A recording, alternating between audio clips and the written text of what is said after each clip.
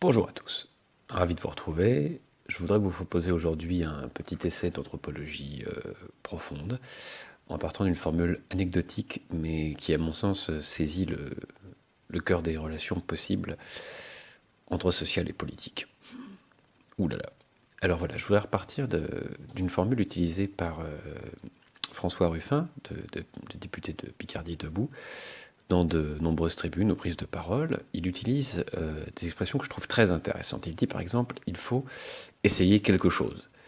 À propos de la manifestation du 5 mai, il a dit par exemple qu'il fallait essayer quelque chose, ou encore que ce qui pourrait unir les Français pour sortir du néolibéralisme ou pour lutter contre le néo-macronisme, pardon, le macronisme de court, c'est un désir d'autre chose.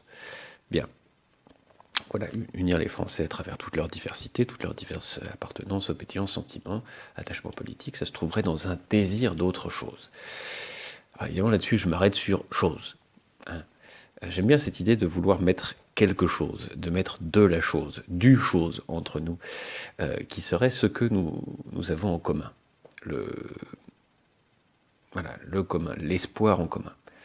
Alors, Françaises, Français, il est urgent de trouver ce quelque chose qui nous rende l'espoir et qui puisse nous tenir ensemble. Alors, chose en français, dans les expressions quelque chose, autre chose, désigne quelque chose d'indéterminé. Ça désigne l'indétermination. Mais est-ce que c'est parce que c'est indéterminé que ça ne veut rien dire? Je ne le crois pas. Je crois que c'est parce qu'il y a de l'indéterminé que ça a du sens. Je vous propose donc aujourd'hui une petite réflexion autour de cette chose, de cette indéterminé, qui pourrait y avoir entre nous. Alors, en guise d'introduction, vous n'êtes pas sans savoir que pour dire chose en latin, on dit res, et que res, c'est la première partie de la res publica, c'est-à-dire stricto sensu de la chose publique ou même du bien public, même si en latin res, c'est bien la chose, le fait, l'objet. Alors, où et comment fait-on chose commune? Ou plutôt plus simplement que cause commune ou que lutte commune. Où fait-on chose commune? Comment fait-on chose commune? Où est-ce qu'il y a de la chose en commun? Quelle est cette chose, cette affaire, cette pratique susceptible de nous tenir ensemble suffisamment pour résister à la logique de l'égoïsme généralisé et aux vociférations néolibérales? En d'autres termes, où se forme cette chose commune qui nous délimite, qui fait en sorte que nous nous appartenons un peu les uns aux autres, que nous sommes liés par des signes de reconnaissance réciproque, à telle enseigne que nous sommes capables de nous unir et de lutter les uns pour les autres, les uns avec les autres, et même de nous unir pour lutter pour un cadre conflictuel de réglementation des conflits. Alors, je vais éliminer d'emblée les hypothèses trop communes, ou plutôt les rassembler. J'ai pas envie de vous parler de la formation des solidarités de classe, des luttes de classe pour tel ou tel lendemain. J'ai pas non plus envie de vous parler, pour ça vous pourriez aller voir l'autre série de vidéos des rêves politiques, c'est-à-dire de cet ensemble de représentations qui figure un idéal commun, un futur idéal commun à atteindre ensemble. J'ai envie d'identifier 3 positions où on peut faire de la chose commune. 3 positions qui, à mon sens, identifient des dynamiques sociales qui peuvent ou non produire de la chose commune. Alors, la première, c'est celle qui consiste à trouver des ennemis. C'est la lutte contre le grand autre. C'est une manière de faire chose commune, une dynamique sociale qui fait chose commune vers l'extérieur contre l'autre, contre celui qui est à l'extérieur. La deuxième dynamique, et là-dedans on pourra trouver les processus d'identification, d'intégration, les logiques communautaires, la notion d'autochtonie, l'habitus, la classe, c'est trouver l'unité vers soi, vers l'intérieur, et faire chose commune en se tournant vers soi. La dernière, c'est celle qui fait avec la pluralité, et c'est celle qui fait chose commune à travers la vie politique entre sujets politiques, c'est-à-dire celle qui fait chose commune à partir d'une reconnaissance de la pluralité des positions, de la fécondité du conflit entre ces différentes positions. Alors, faut rendre à César ce qui est à César. Je vais aussi essayer, dans ce propos, de rapporter ces différentes positions vers l'ennemi, vers l'intérieur, ou organiser la pluralité à l'intérieur. J'ai essayé de rapporter ça à des positions psychiques. Alors, vous savez que, par exemple, Frédéric Lordon travaille à une description des affects en politique et à une systématisation de la pensée des affects en politique. J'avais commencé les rubriques du psychanthrope en parlant avec un copain psychiatre qui s'appelle Vincent Shannon, et voilà, qui proposait de travailler à une psychopathologie du collectif. Et puis mon papa à moi, avec qui j'ai de nombreuses discussions à ce sujet sur ce que pourrait être une démocratie des passions. Bon. Euh, alors,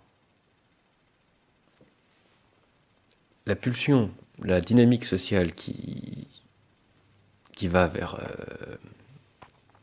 la recherche de l'ennemi à l'extérieur, je l'associe plus généralement d'ailleurs à la recherche de l'ennemi, et en quelque sorte à une forme de paranoïa. Celle qui se tourne vers l'intérieur et qui cherche à trouver du même, du semblable, de l'identique, je l'identifie plutôt à une névrose obsessionnelle. Enfin, la dernière, c'est une forme de travail collectif du symbolique, travail conscient du symbolique, qui me semble être la position peut-être la plus équilibrée, psychiquement en tout cas, et dans la psyché collective, pour créer de la chose commune. Bon, alors, on reprend. Grand 1, l'ennemi, l'autre, vers l'extérieur. Alors, c'est apparemment la manière la plus simple, la plus immédiate de mobiliser des troupes, de faire groupe, d'unir un groupe autour d'une chose commune. C'est l'ennemi. C'est de délimiter strictement et fermement, grâce à la caractérisation stricte d'un ennemi, ce qui est à l'intérieur, ce qui est à l'extérieur. Dès lors, la chose commune, c'est de ne pas être l'ennemi et d'avoir le même ennemi, d'avoir la même altérité radicale. Donc, si l'ennemi est facile à identifier et à généraliser, il peut effectivement servir à former un groupe. À ce moment-là, la chose, le quelque chose en commun, est dehors du groupe. Ça peut être des non-humains, ça peut être du non-arien, ça peut être les communistes, ça peut être les impérialistes, ça peut être les terroristes, ça peut être les aliens. Désolé, ça faisait déjà partie du non-humain. Et en ce qui concerne les manifestants du 5 mai, ça peut être les capitalistes ou les néolibéraux, ou les ordolibéraux, ou les forces de la finance, ou que sais-je encore. On se souvient d'ailleurs de tentatives de rassemblement sous les tentards abscons de la finance. Vous savez, ce que disait le président précédent, mon ennemi c'est la finance. Alors, en vérité, ce motif, cette dynamique sociale, elle est risquée. Car la chose commune, c'est une haine commune. C'est une aberration commune de la figure de l'ennemi. Il n'implique pas nécessairement d'amour réciproque entre ceux qui partagent le même ennemi.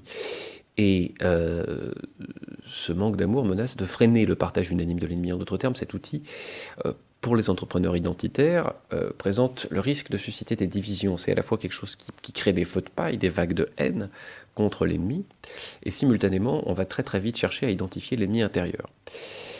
L'autre problème de l'ennemi, c'est qu'il est difficile à produire. Il est difficile de produire de l'ennemi objectif. Pour produire de la haine, il faut produire de l'ennemi subjectif.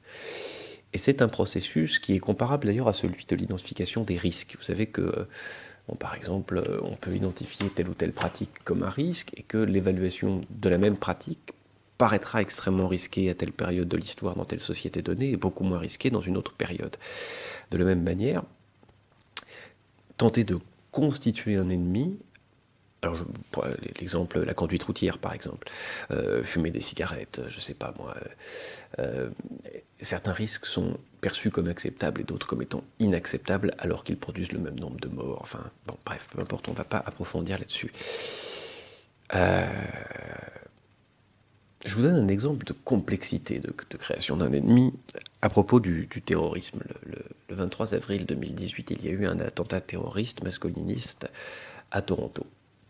Donc il y a un monsieur qui faisait partie de groupe sur Internet masculiniste qui a décidé de commettre un attentat avec sa voiture pour terroriser les femmes de son pays. C'est un attentat terroriste masculiniste qui a eu lieu à Toronto le 23 avril 2018.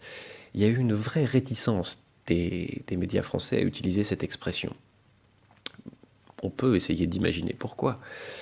Parce que là, ça n'est pas l'islam radical auquel on rapporte le terrorisme, c'est le machisme.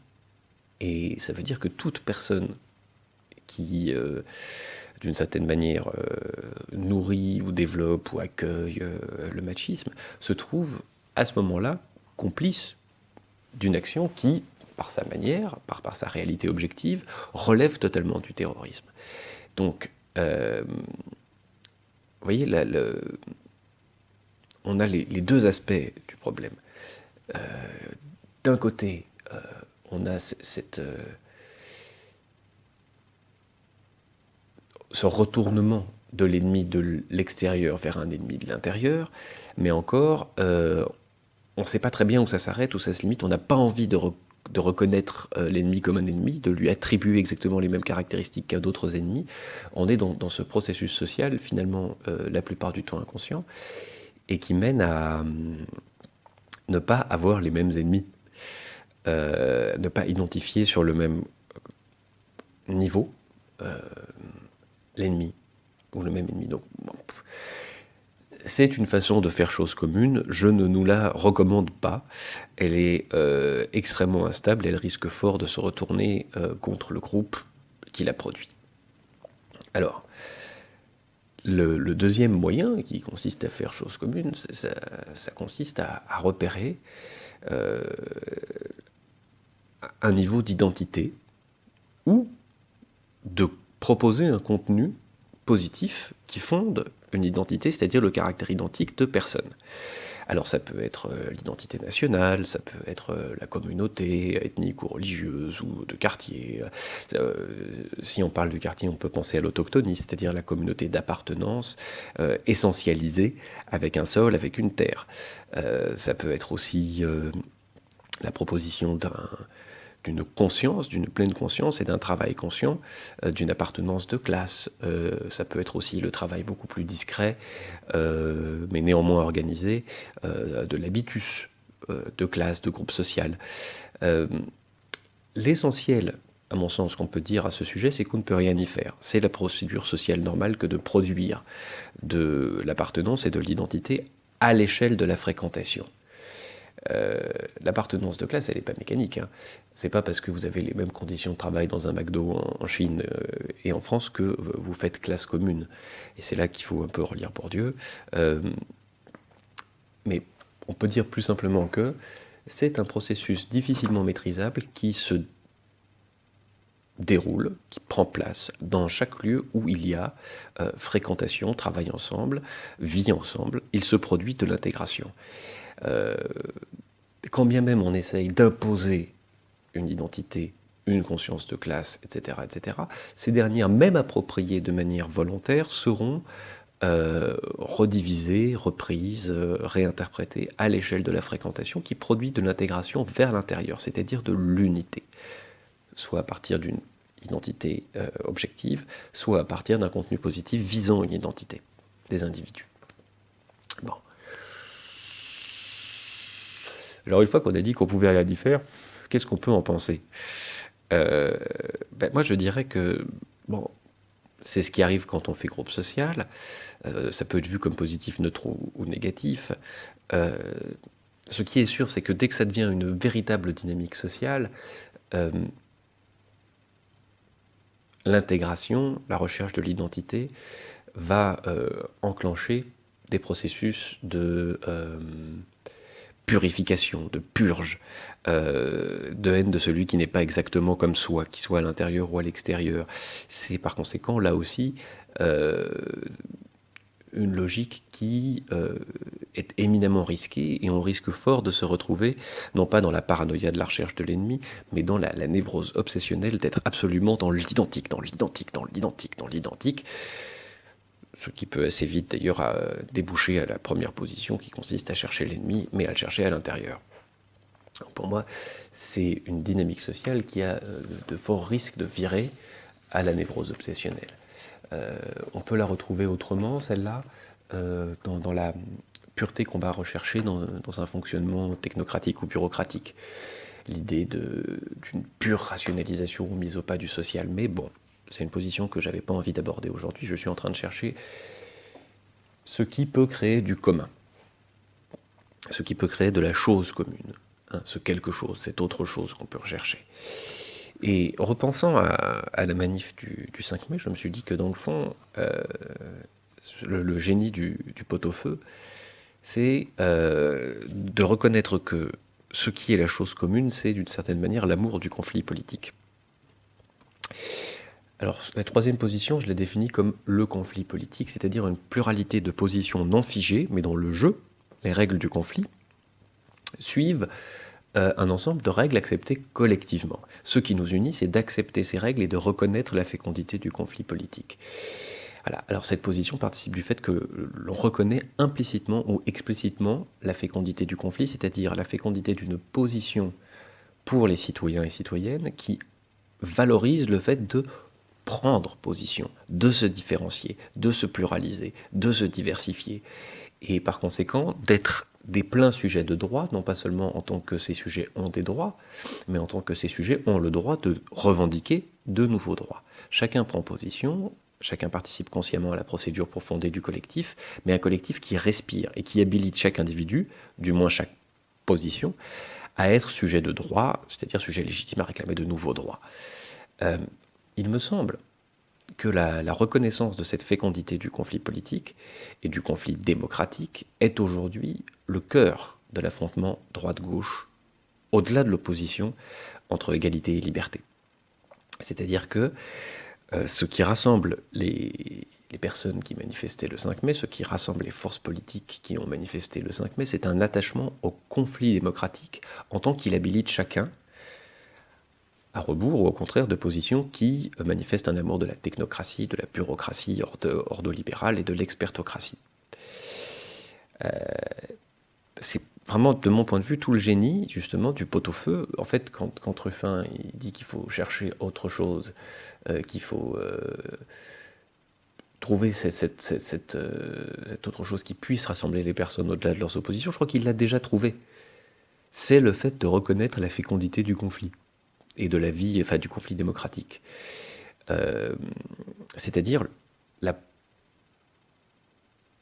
position consistant à affirmer qu'il est meilleur d'organiser une politique consciente et concertée du symbolique qui habilite tout un chacun et tout un chacune à travailler le commun, à travailler le politique.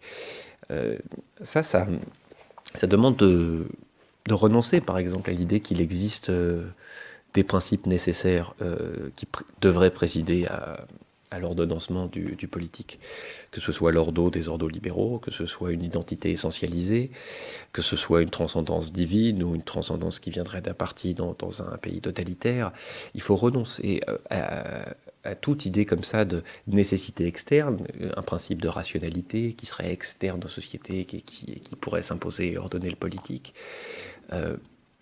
Si on revendique pour soi l'amour du conflit démocratique, alors il faut renoncer à tous ces principes de nécessité externe.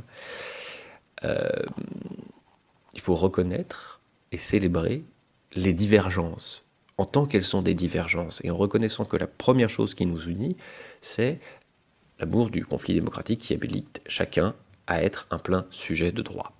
Voilà. Vous voyez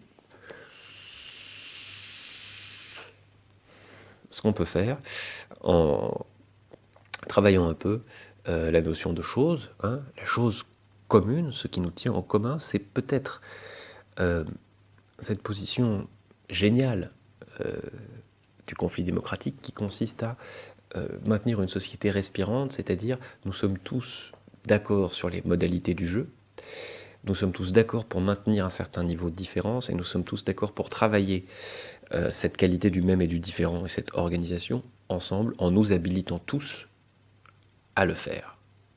Ne créons pas ainsi deux essences d'êtres humains, les uns en haut, les autres en bas. Bien, et par ailleurs, ne versant pas dans ce que je décris comme une névrose obsessionnelle autour d'une nécessité externe, d'un principe de rationalité, d'une identité pure, ou une espèce de paranoïa cherchant l'ennemi partout où il se trouve, et surtout à l'intérieur et à l'extérieur. Bien. Et bien sur ce, je vous souhaite une bonne semaine. À bientôt.